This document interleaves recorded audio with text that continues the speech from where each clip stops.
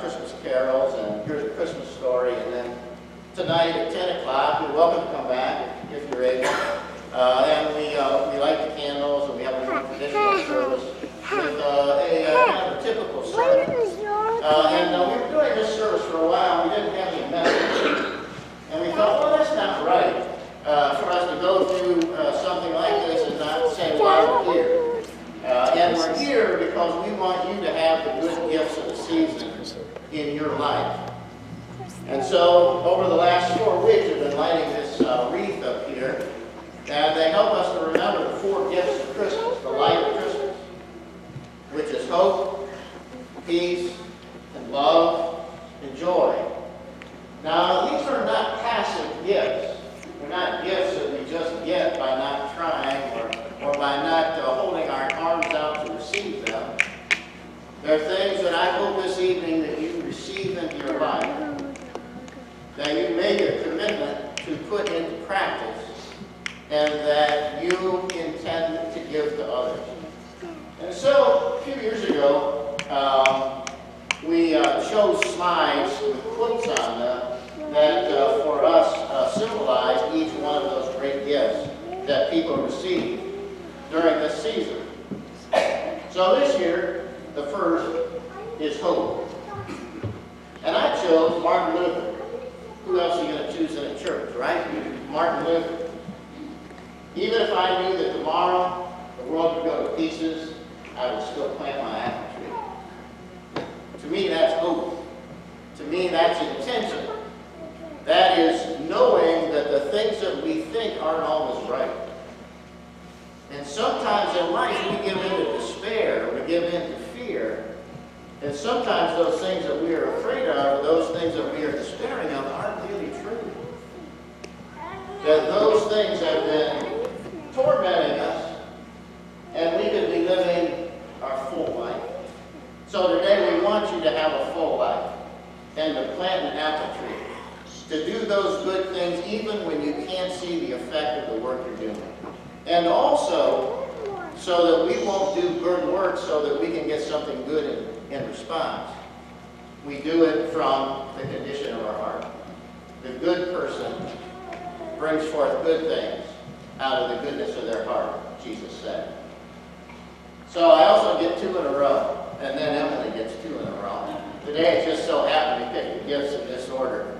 So the second gift is, this is responsive. So the second gift is hope. Our folks get it, right? I mean, on Sunday morning, get it. It's all right. Hope. Peace. You probably have heard this before, but you didn't know Joe Jackson Miller wrote it. Let there be peace on earth and let it be. Right. Now, this word peace is a big piece. You know, I always tell people, man, the most important thing you can do is learn how to feel at peace. And that might be one of the most important goals that we have in everything, right? To be in harmony, to feel like we are at peace, no matter our circumstances. And maybe the most important thing that we can receive this Christmas is peace. And you'll notice our service is designed a little differently, so we turn the lights out. Now, a little bit, you're going to get a candle, and you're going to be able to reflect on the things in this life that are important to you. A few years ago, I went to a church growth seminar, and they said the first thing you need to do is you need to pray that a person of peace comes into the congregation. Isn't that something? Pray that a person of peace might come into your congregation. Do you know somebody that you think is a person of peace for you? Is there that one person of stability? That person where you knew what you were going to get from them? That one person that was going to offer you unconditional love? That one person that no matter what you did, you could always go to them and talk to them? Maybe this Christmas, the best gift you can give is to think about that person tonight, and then as a gift to them, tell them that they are your person of peace. Tell them what a difference their life has made in yours and how they've helped you stay centered and to enjoy all the good things of this life. So receive these gifts, the gift of hope and the gift of peace. It might be the most important thing that you do this Christmas.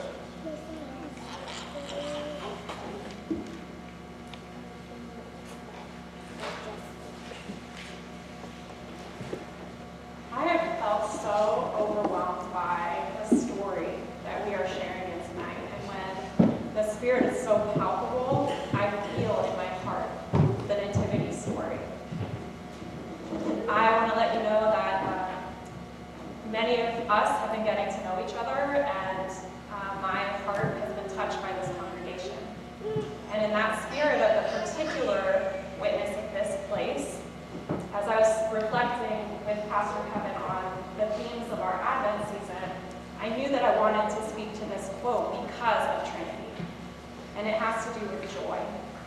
See, we are a people that have walked a transformative walk. And we know that in this season, Jesus came not just to share good news with the best classes or the best people who had power, who society considered the best, but instead with the least of these. And he came as one of the least of these. Trinity is a place where I believe we have a heart for that walk, that spirit of going alongside each other and into the places that are on the margins where people are vulnerable. But doing that is serious work. And I know for myself that commitment to work with the poor, to work alongside hardship, when we go to Tijuana, when we do all these things as a church, there's a heart-wrenchingness to that. And that's why this quote means so much to me personally. Jesus came and brought not only transformation, but with that, he gives us the gift of joy. And the story that goes with this quote is particularly fascinating. Her picture and image does not look very joyful, but this is what happened. Emma Goldman was sort of an activist in her own day, working alongside the lower classes. And she went to a party one night with some other activists, and she danced. And afterward, another activist came up to her and sort of scolded her and let her know that was really not appropriate for someone who does this serious of a job. You know, we're supposed to be holding ourselves in this serious style. Well, her response essentially is that I can't do this work if I'm not allowed to dance, that in order to be a transformer of ourselves in the world, it needs that witness of joy, that dancing is a part of transformation. So let's be that people of joy and transforming each other and transforming our lives. Let's have a spirit of joy. Wow, the work is good and it's beautiful. And because of Jesus Christ, we can witness to that. And my second piece is on our theme of love. Love is the last candle that we lit together. Or maybe it was joy. We have confusion that I have to learn. But love is the major theme that I think of in terms of my faith all of the time. And the season of Advent now leads us to this moment. It's love that caused Mary to say yes. It's love that Jesus gives to us. And my heart is full of love as I watch the kids come forward tonight, that the story that we tell binds us together. And even in the times when things are challenging, love is truly all you need. He wrote this song, All You Need Is Love, and he was certainly an activist in his own right, and he wanted this message to be spread to the whole world, that all you need is love. And I hope that we can rely on that fact, that love is enough, that through Jesus, love is holding us up and holds us together in our walk with God every day. Amen.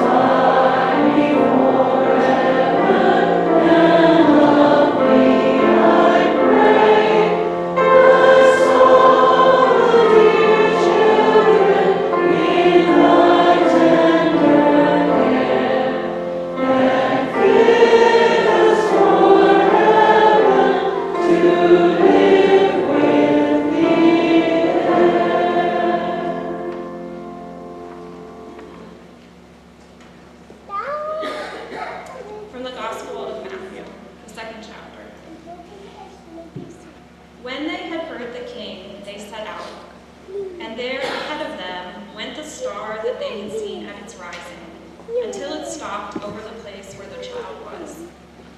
When they saw that the star had stopped, they were overwhelmed with joy.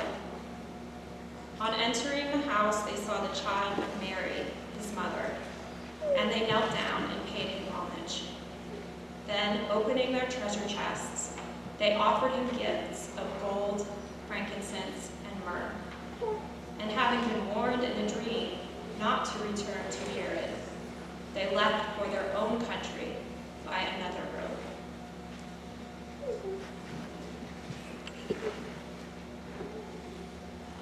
We hear the story tonight, and we know that the gift-giving tradition of our church came through the story we've heard. That in response to the birth of this newborn God, Christ child, we are ones who offer gifts to one another. And in this moment, I invite you in that spirit to offer your gifts.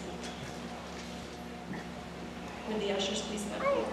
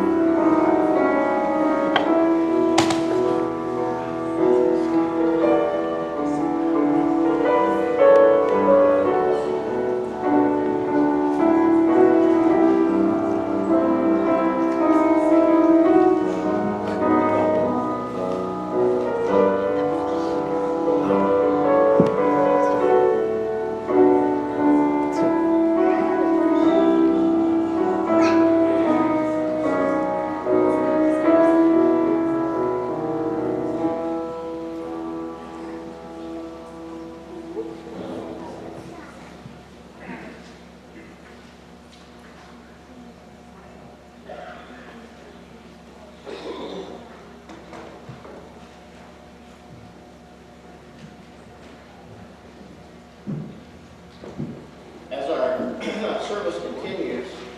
We will have our ushers come forward with the candle.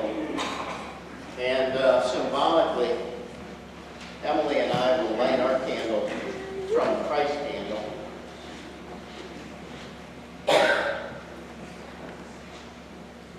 And we will spread the light of that Christ candle to your candles. And then we will sing together Silent Night, the first verse in German.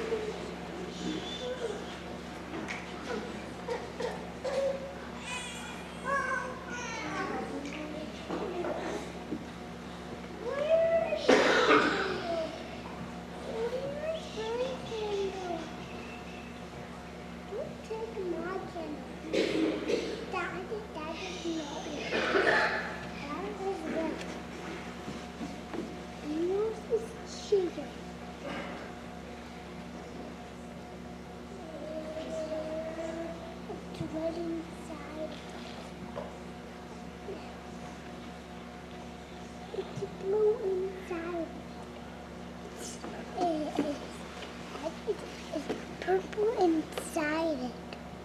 It's purple inside it.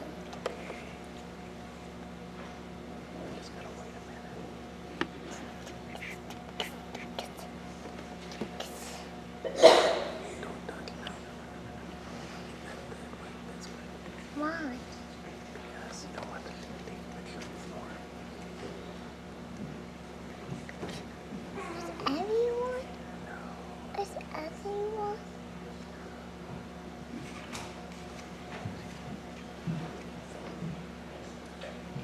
We didn't have a turn. We didn't have a Mr. Lover's bringing it. ours.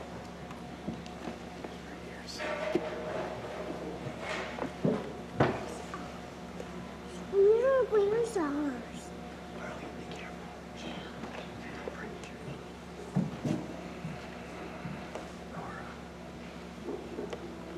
Everyone got Say bye. a soft us.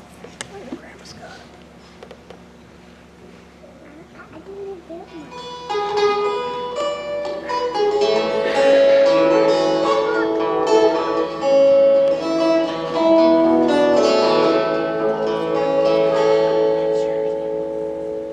Papa, where's my candy? Now I want to invite you all to please rise. We join together in our litany, followed by Silent Night, and then our meditation.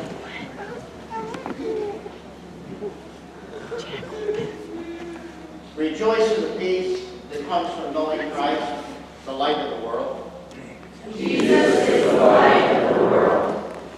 As we near the birth of Christ, we are reminded to shine as lights in a dark world.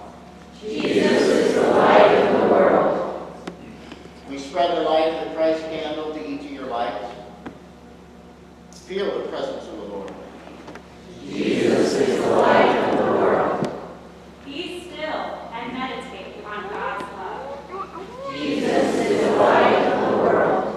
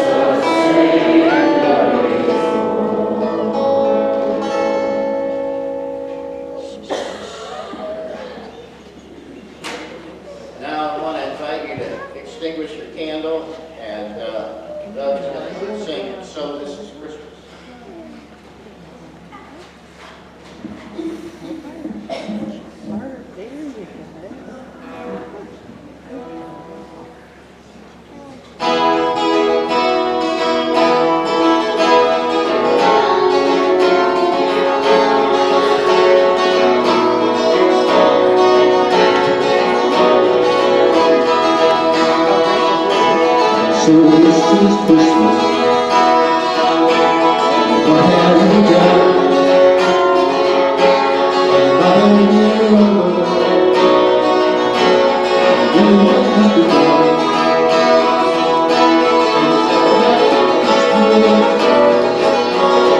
What's in that done?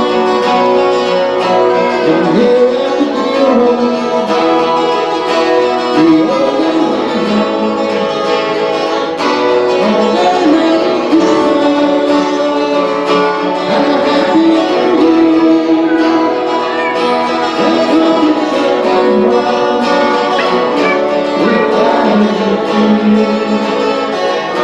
and so this is Christmas.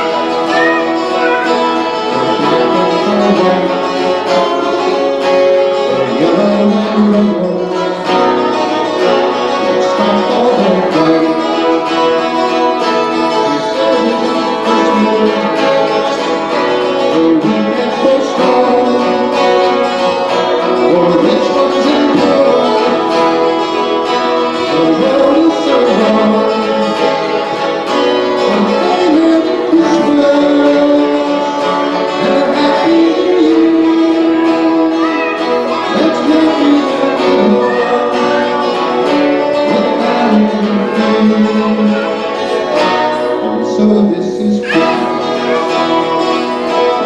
What have we done? Another year over. We want to be done.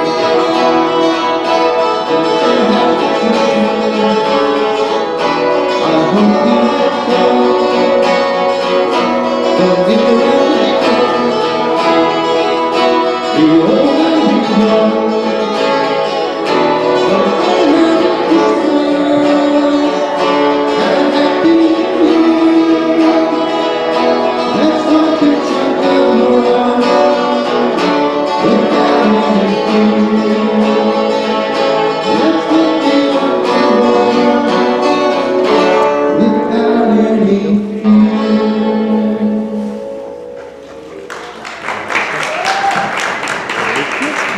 Now, may the love of God and the peace of Christ, the friendship, the Holy Spirit be with